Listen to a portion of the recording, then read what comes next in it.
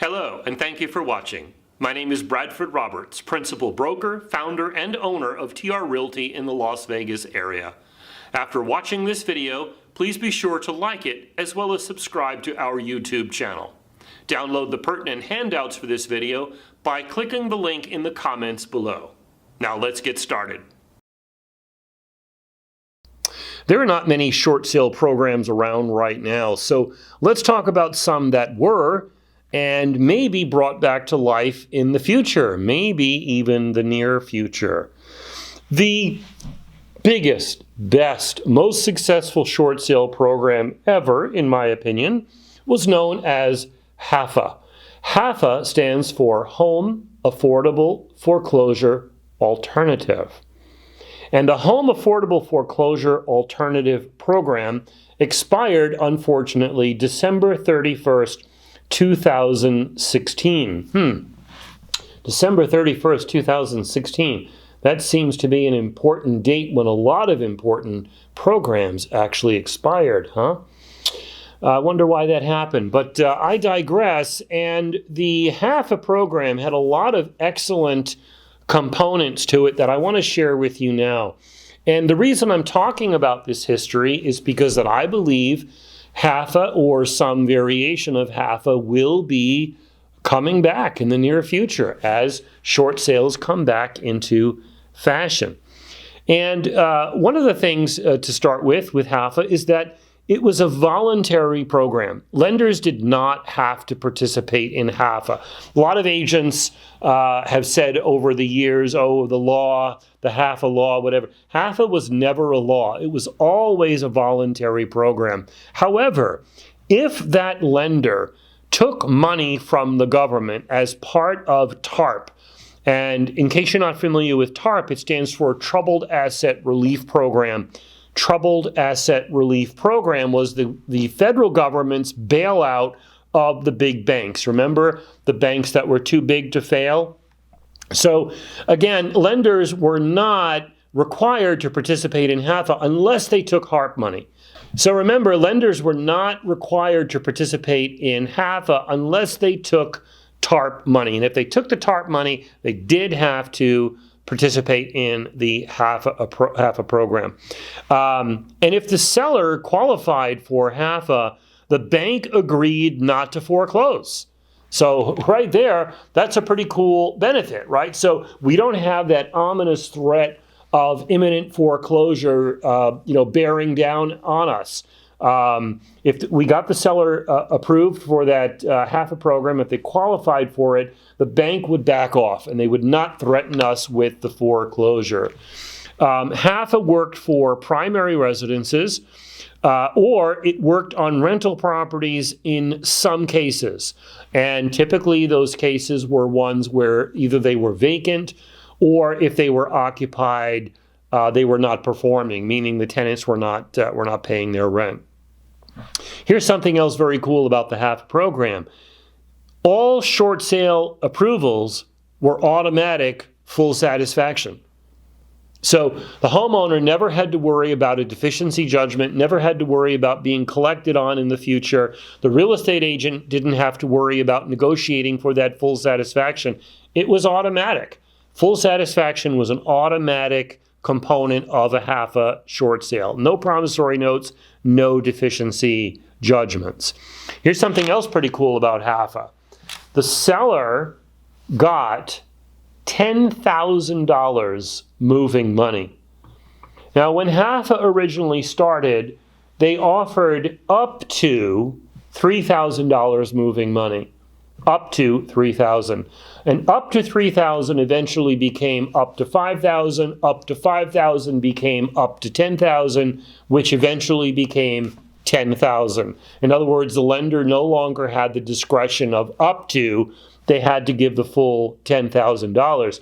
And in the case where a seller was doing a HAFA short sale on a property that was occupied by a tenant, it was the tenant who would get that $10,000 because it was considered moving money or relocation assistance, as some of the lenders called it. So when that HAFA program sunsetted 12/31 of 16, it was an automatic $10,000 payment to the seller, not less, or to the tenant if it was tenant occupied.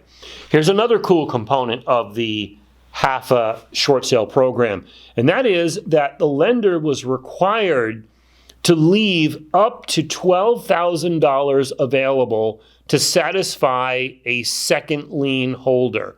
A lot of people have a second mortgage or a HELOC on their property.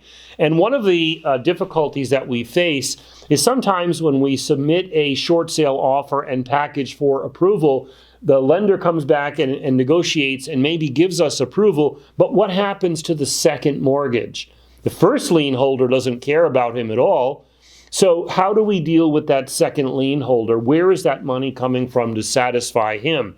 Well, in the case of a HAFA short sale, that first lien holder is required to leave up to $12,000 on the table so that you can work with that money to negotiate something with that second lien holder. That's pretty cool.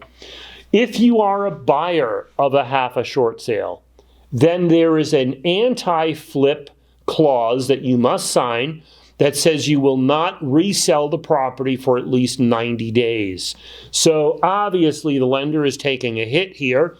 They are taking less than they're owed because it's a short sale. On top of that, they're giving $10,000 to the seller or to the tenant.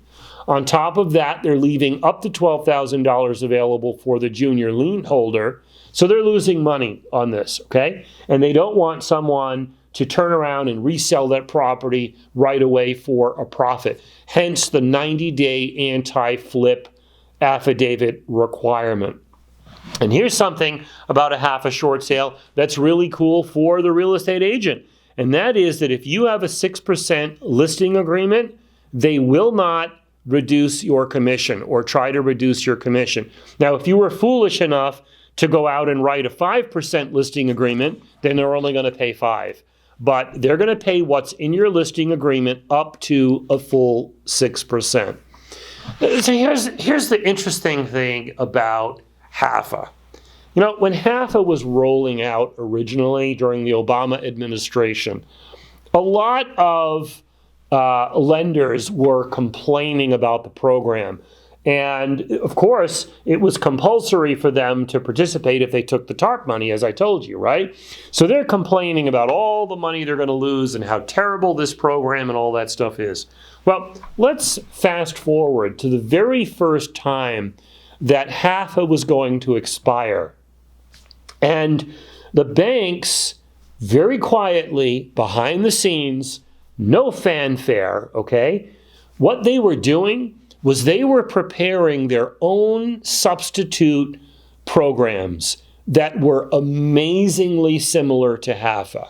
So you'd think, right, if HAFA was such a failure, such a disaster for the banks as they complained that it was, you'd think that when HAFA sunsetted, the banks would have a party. They'd be so happy they don't have to participate in this program anymore, right?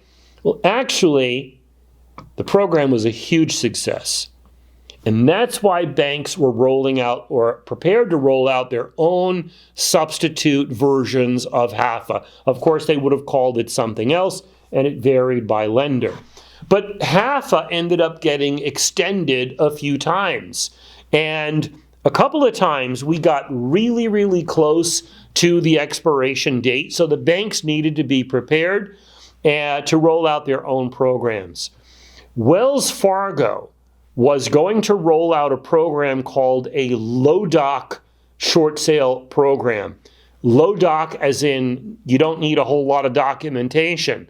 Wells Fargo was prepared to really limit the scope of paperwork that the homeowner needed to provide to get short sale approval. Bank of America was going to roll out and actually did roll out and is still using a program known as a streamline cooperative short sale. I know that's a mouthful, but they call it a streamline co-op short sale.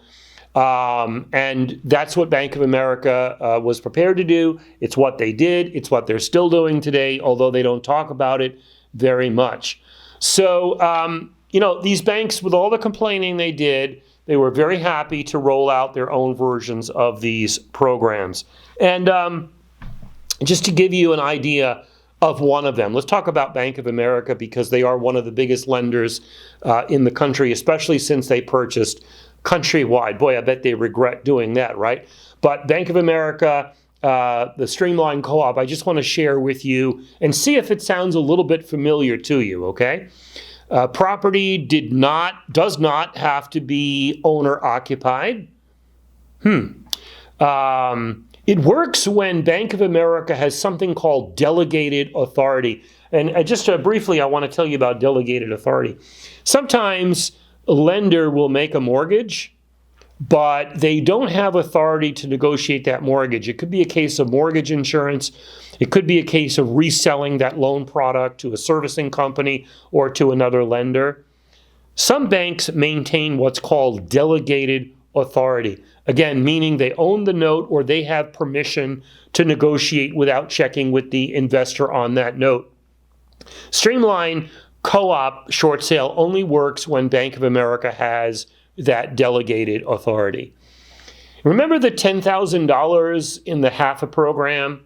I told you it was up to 3, then it was up to 5, then it was up to 10, and then it was a full $10,000, and how the banks were bitching and complaining about making that payment. Here's what's interesting. In Bank of America's own program, the Streamline Co-op, the payment was not $10,000. It was $30,000. That's right, Bank of America would pay up to $30,000 at the close of escrow for relocation assistance. Oh, here's another thing about the Streamline Co-op. Automatic full satisfaction, automatic deficiency forgiveness. No contribution from the owner at closing, no promissory note, none of that stuff. And as the name would imply to you, Streamline Co-op, right? The documentation was, in fact, streamlined. So unlike a traditional short sale, and we're going to be getting into short sale packages in the next segment, but unlike a regular short sale, the homeowner did not have to provide any kind of financial documentation whatsoever, did not have to provide a hardship letter explaining why he's in a financially difficult situation and needs a short sale, no promissory note, no pay stubs, no tax returns needed. So very limited documentation, unlike a traditional short sale, Streamline Co-op. And it avoids the foreclosure and it looks better on your credit report. And by the way, as the real estate agent, let me tell you what's in it for you if you get your homeowner with Bank of America approved for a Streamline Co-op short sale. One cool thing is that if you can get them pre-approved for this program, Bank of America will actually tell you the listing price in advance. So you don't have the case of guessing, submitting an offer, waiting weeks or months for the bank only to offer you with a higher price, and then you risk losing the buyer. All of that stuff is negated when they give you a pre-approved listing price, which is what they do with the Streamline Co-op short sale. Also, Streamline Co-ops have the SPOC system that we talked about earlier, and an automatic 6% commission as long as that's what's in your listing agreement. And also, speaking of the programs that banks were rolling out, Chase also was going to offer up to $30,000 relocation assistance, just like Bank of America's Streamline Co-op. So for all the crying they did, there are the substitute programs when HAFA expired. So this relocation assistance is kind of like Cash for Keys. If you don't know what Cash for Keys is or was, lenders sometimes paid sellers to cooperate with the short sale and leave the property peacefully, or cooperate with the foreclosure process and leave the property peacefully and leave the property in good condition. You know, not sell the roof trusses on Craigslist, not pour cement down the plumbing fixtures, that sort of thing. Banks had been asking for seller contributions. Banks used to ask sellers to bring some money to the table in exchange for consideration of a short sale. And things changed. The money started flowing the other way. I would like to thank you for watching this video. I hope it was informative for you. If you are licensed with another brokerage in Southern Nevada and would like to talk with me, please text me or visit our website. See you next time.